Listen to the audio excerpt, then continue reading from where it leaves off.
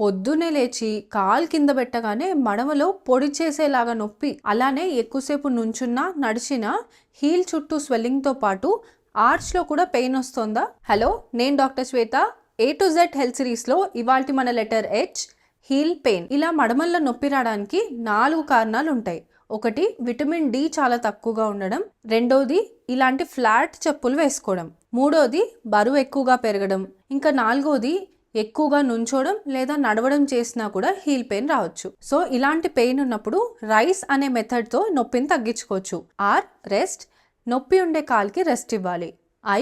Ice, swelling ఉండే దగ్గర ice pack పెట్టాలి. సి, కంప్రెషన్, అంటే పెయిన్ ఉన్న దగ్గర మసాజ్ చేయాలి. ఇంకా ఈ అంటే ఎలివేషన్, ఈ పెయిన్ ఉన్న కాల్ని కాస్త పిల్లో మీద ఎత్తుగా పెట్టుకోవాలి. ఇప్పుడు ఇవన్నీ చేసి పెయిన్ తగ్గిన తర్వాత ఈ ఎక్సర్సైజెస్ అన్నీ ట్రై చేయండి.